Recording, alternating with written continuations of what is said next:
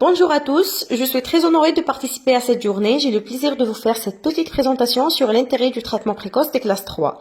Avant de commencer, il faut savoir qu'est-ce qu'une classe 3. On parle de classe 3 lorsqu'on a un décalage sagittal entre les deux bases maxillaires et mandibulaires, où le corps mandibulaire se trouve plus mésialé par rapport au maxillaire pris comme référence, qu'il soit lui-même normal ou pas. On parle plutôt d'un syndrome regroupant un grand nombre de variétés anatomocliniques et éthiopathogéniques différentes.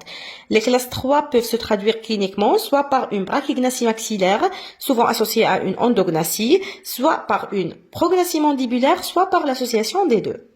On a longtemps pensé à tort que les prognathies mandibulaires constituaient la majeure partie de ces syndromes. En réalité, elles n'intriguent qu'environ 25% des cas. Ces anomalies sont significativement plus fréquentes en Asie. Comme pour l'ensemble des dysmorphies dentofaciales, l'origine est multifactorielle, résultant de l'expression du génétique hérité, auquel se surajoutent les facteurs fonctionnels et environnementaux. Les traitements précoces des classes 3 font toujours débat au sein de notre profession.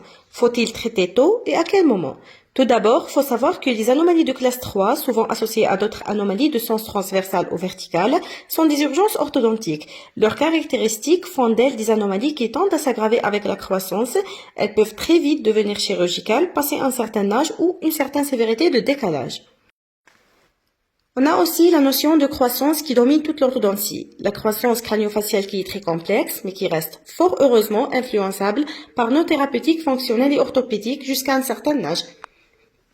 Grâce à la grande malléabilité osseuse et structurale de ces jeunes patients, ces structures sont encore capables de répondre favorablement aux sollicitations dynamiques de nos appareillages, induisant des remodelages osseux des structures baso-crâniennes sur lesquelles sont appendus le maxillaire et la mandibule. Ce qui fait qu'un traitement orthopédique précoce peut paraître comme une alternative essentielle afin de donner une nouvelle orientation à cette croissance perturbée.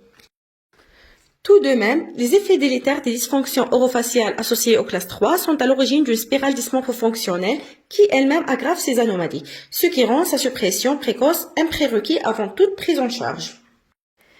Ici, on insiste sur le véritable rôle morphogène de la ventilation nasale sur le maxillaire de par de l'action expansive directe du flux aérien sur les fosses nasales, les fosses sinusiennes et sur le maxillaire. Une autre fonction très souvent négligée qui est la mastication, fonction principale de l'appareil mandibucateur jouant un rôle de moteur de croissance crânio-faciale. La mastication participe au développement tridimensionnel du maxillaire, optimisant ainsi l'installation des rapports harmonieux entre le maxillaire et la mandibule. Sans oublier le véritable impact esthétique qui constitue le principal motif de consultation dans nos cabinets, ainsi que les fortes répercussions sur le psychisme de l'enfant en pleine croissance, limitant son intégration sociale.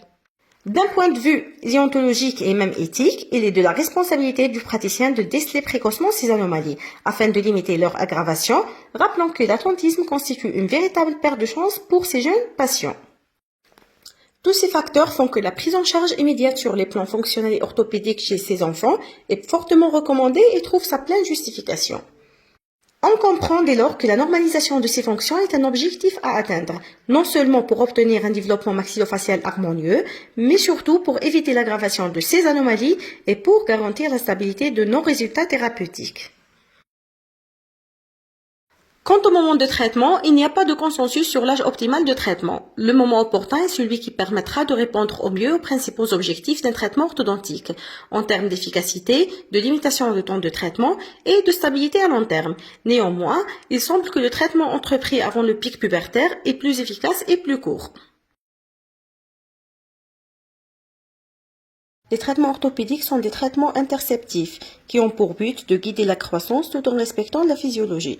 Parmi les moyens utilisés, on cite les pistes de désocclusion totale de l'IE avec le fameux masque lodulaire.